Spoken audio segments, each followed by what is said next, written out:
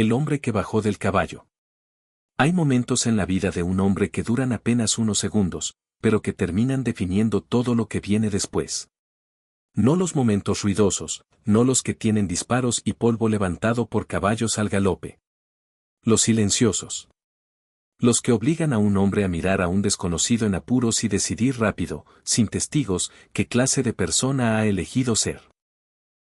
La mayoría de los hombres en el territorio de Arizona de la década de 1880 tenían una respuesta simple a esa pregunta cuando el desconocido era apache.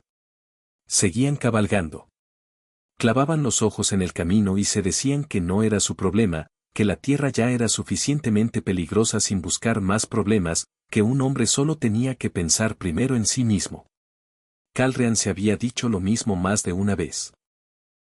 Había vivido bajo esa regla durante 3 años en una franja de tierra seca al sur de Prescott, y le había funcionado bastante bien.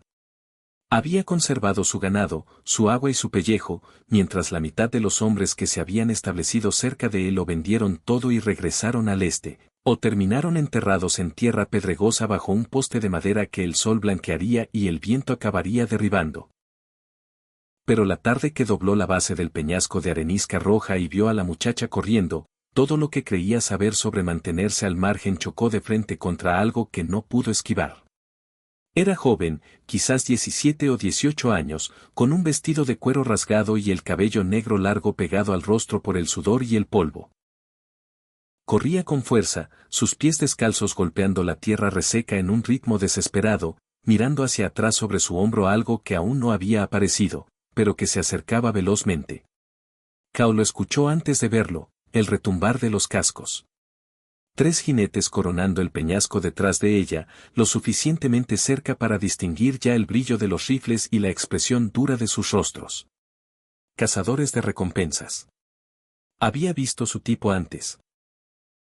Hombres que cobraban dinero por cabelleras apaches de rancheros y compañías mineras que habían decidido que el territorio funcionaría mejor sin la gente que había vivido allí desde siempre.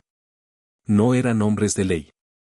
No tenían insignias, ni órdenes de arresto, ni el menor interés en algo parecido a la misericordia. La muchacha les llevaba unos 200 metros de ventaja, y esa distancia se reducía con cada latido. Cao se quedó quieto sobre su caballo un momento, la mano relajada sobre las riendas. El animal debajo de él se movió, leyendo la tensión en sus piernas. Miró a los jinetes. Miró a la muchacha. No pensó demasiado. Nunca pudo explicar después exactamente por qué, salvo que algo en la manera en que ella corría, no con pánico y desesperación sino rápido y decidido, sin dejar de pelear, le recordó a su hermana menor en Missouri. Y esa imagen llegó a su pecho antes de que cualquier razonamiento sensato pudiera detenerla. Clavó los talones en el caballo y galopó hacia ella, cortando el ángulo entre ambos. Cuando la alcanzó, ella giró para enfrentarlo con algo afilado en la mano, un trozo de pedernal sostenido como una hoja, sus ojos oscuros ardiendo con un fuego que no tenía nada que ver con el miedo y todo con la negativa de caer sin dar pelea. Cao tiró de las riendas y bajó del caballo en un solo movimiento, pisando tierra y ofreciéndole las riendas. No dijo nada que ella pudiera entender. Solo le extendió el caballo y dio un paso atrás. Ella lo miró fijamente. Los cascos detrás de ella sonaban cada vez más fuertes. Durante 2 segundos enteros no se movió, y Cal entendió que estaba calculando, leyéndolo como quien lee un terreno que nunca ha cruzado, buscando la trampa en él. Entonces agarró las riendas, saltó al caballo con una gracia que bajo otras circunstancias habría sido admirable, y desapareció. El caballo levantó una nube de tierra roja y se desvaneció tras la cara sur del peñasco. Cao se dio la vuelta y se quedó de pie al descubierto. Los 3 jinetes llegaron desbocados y frenaron sus caballos a una docena de pies de él, los animales resoplando y piafando. El hombre al frente era robusto, con una barba roja corta y unos ojos que tenían la mirada plana de alguien que hacía tiempo había dejado de hacerse ciertas preguntas sobre su propio trabajo. Miró a Cal de pie en medio de ninguna parte, luego miró la tierra vacía donde había estado el caballo. Acaba de darle su caballo a una muchacha apache, dijo el hombre. No era exactamente una pregunta. Cao se metió los pulgares en el cinturón. Ella lo necesitaba más que yo. El hombre de la barba roja se inclinó hacia adelante en la silla y lo estudió con una expresión que oscilaba entre la incredulidad y algo más oscuro.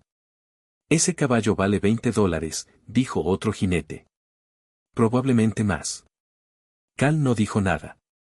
El hombre de la barba roja soltó un aliento lento por la nariz. Acaba de volverse muy pobre y muy estúpido en unos 10 segundos, amigo. Cal lo miró sin apartar la vista. He sido ambas cosas antes. Se quedaron ahí un momento más, los caballos moviéndose y el viento caliente empujando arena entre ellos.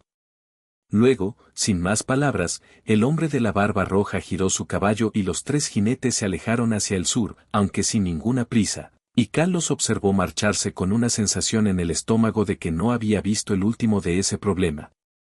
Caminó de regreso a su rancho.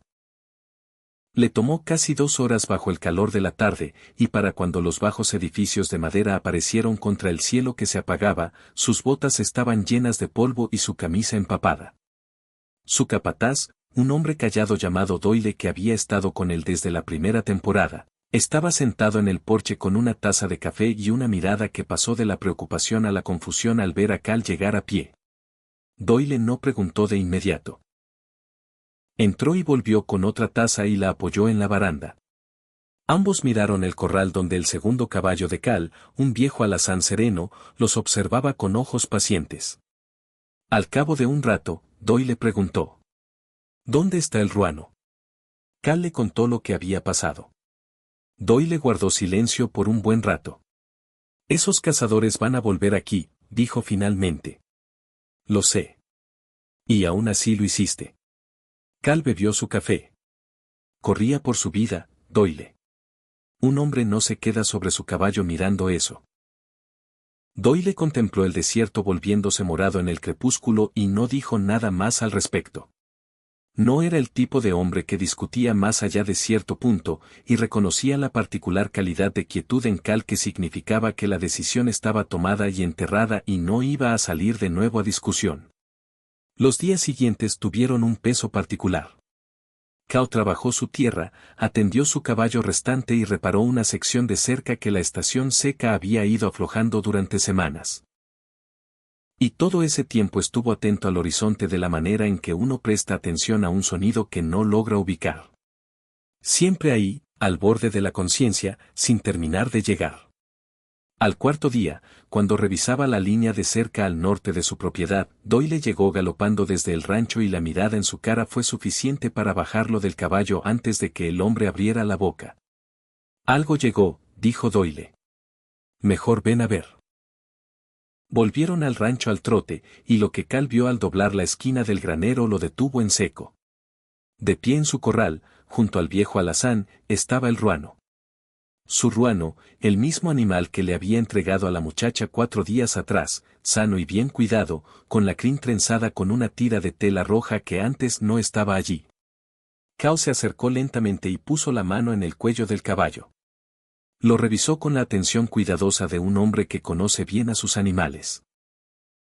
No encontró ni una marca, ni una rosadura, ni señal de maltrato.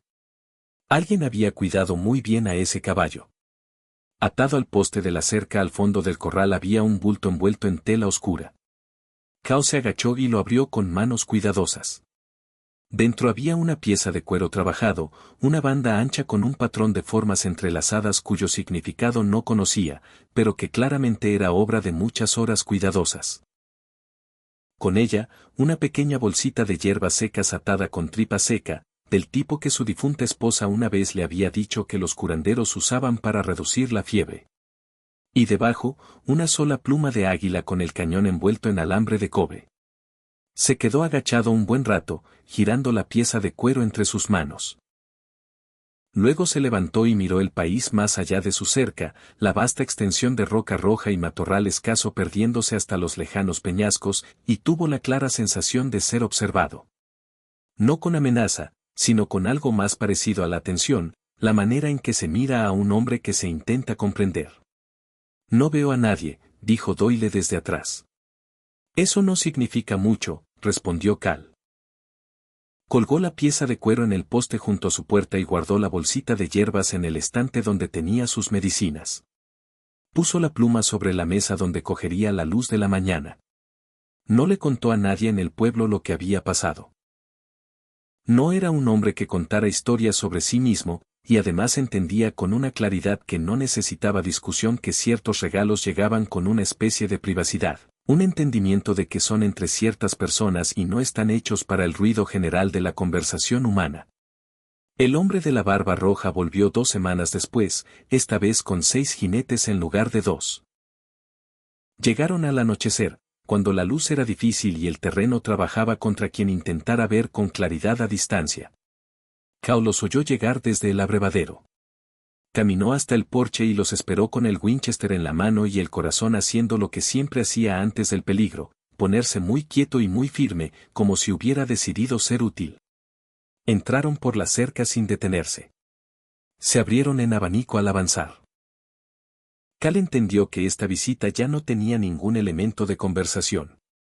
Hasta ahí, dijo, apuntando al pecho del hombre de la barba roja.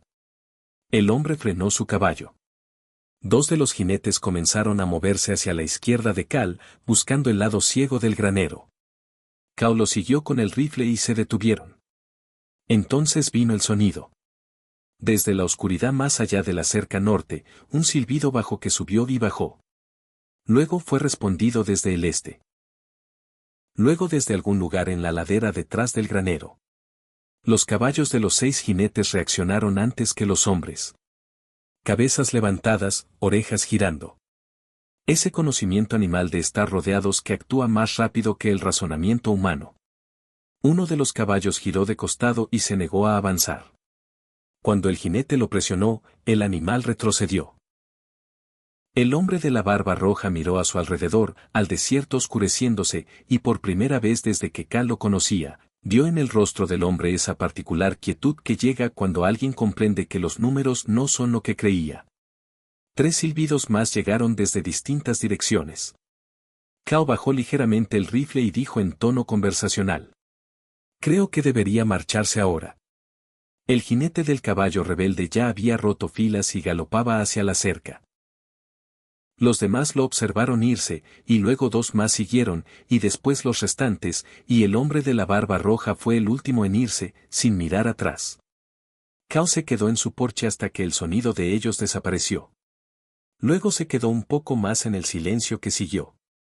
Doyle apareció en el umbral. Eran apaches ahí afuera. Sí, dijo Cal.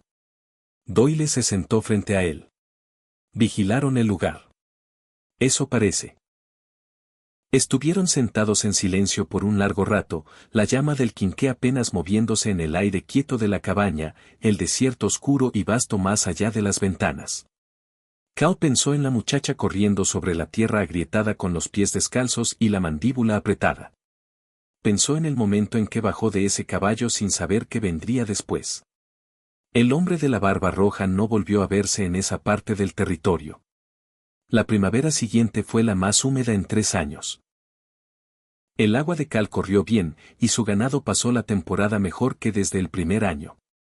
Conservó la pluma sobre su mesa hasta el día en que vendió el rancho, muchos años después. Y cuando empacó sus escasas pertenencias, la pluma vino con él. Hay una versión de la frontera que se ha contado muchas veces, la versión donde la tierra pertenece a quienes son lo suficientemente fuertes para tomarla y retenerla, donde la bondad es debilidad y la distancia es seguridad. Calrean había escuchado esa versión toda su vida. Incluso había vivido según ella por un tiempo. Pero la tarde que bajó de su caballo y extendió las riendas hacia una muchacha que corría por su vida, tomó una decisión diferente.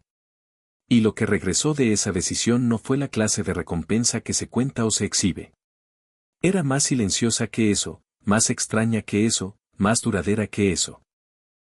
Era el conocimiento de haber actuado una vez de una manera que podía mirar fijamente sin parpadear, en un momento en que le costó algo real y el resultado era completamente incierto.